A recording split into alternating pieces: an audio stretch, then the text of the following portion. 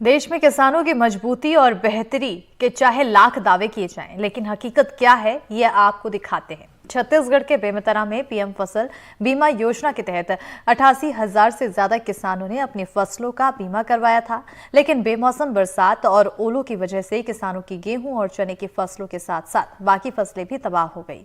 इसके बाद कुल 78,000 किसानों ने नुकसान की भरपाई के लिए कृषि विभाग को जानकारी दी। अधिकारी खेतों में आए और नुकसान का आकलन किया, लेकिन अब तक सिर्फ 27,000 किसानों को मुआवजा दिया गया और बाकियों को अभी भी मुआवजे की राशि का इंतजार है। इसमें भी बड़ी बात यह है कि जिन किसानों को मुआवजा मिला है उन्हें प्रति किसान औसत करीब 66,600 रुपए की मुआवजा राशि मिली है, जिसके बाद से किसान दुखी हैं और परेशान हैं। उनका कहना है कि उन्हें अगली फसल लगानी है, पर इसके लिए उनके पास पैसे ही नहीं है। उधर विभाग के अधिकारियों का कहना है कि बचे हुए किसानों के खातों में जल्द ही मुआवजा राशि डाल दी जाएगी। 88,192 कृषकों का बीमा हुआ था रबी वर्ष 24 में 25 में। 78,000 कृषकों से इंटीमेशन प्राप्त हुई, फसल क्षति की सूचना प्राप्त हुई थी, सर्वे किया गया और फसल कटाई के आधार पर भी क्लेम बनेगा।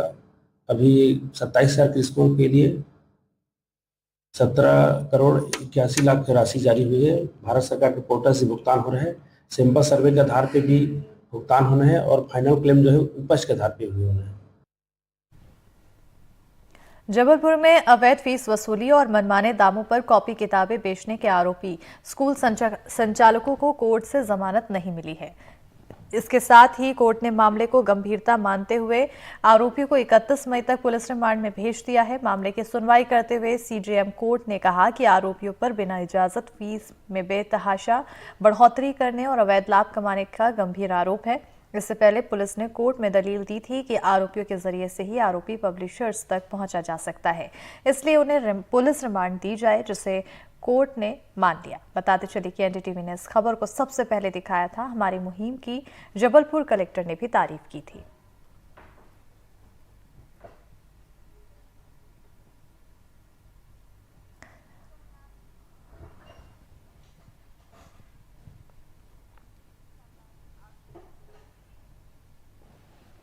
जब किसी के साथ ठगी या चोरी होती है तो पुलिस का काम होता है चोरों को पकड़ना, लेकिन बैतूल में तो खुद पुलिस ही चोरी की शिकार हो गई। दरअसल बैतूल में पुलिस वेलफेयर सोसाइटी की तरफ से एक पेट्रोल पंप चलाया जा रहा है, जिसमें इटारसी डिपो से टैंकर के जरिए पेट्रोल सप्लाई किया जाता है। पिछले कुछ दिनों से पेट्रोल कम निकला तो पुलिस को शक हुआ और जब इसकी जांच की गई तो पता चला कि टैंकर के ड्राइवर और हेल्पर ही इटारसी और बैतूल के बीच पेट्रोल निकालकर बेच दिया करते थे।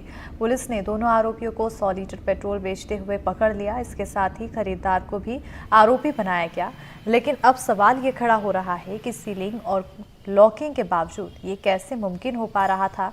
इसके साथ ही पेट्रोल में मिलावट की भी आशंका बढ़ गई है। पुलिस विभाग द्वारा बैतूल में एक पुलिस वेलफेयर पेट्रोल पंप चलाया जाता है, जहाँ से पेट्रोल अपने इटारसी डिपो से आता है।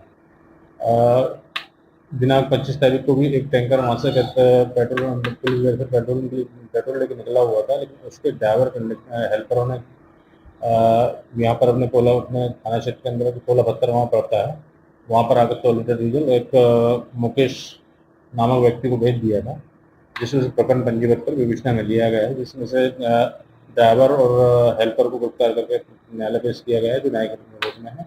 एक आरोपी की तलाश जारी है।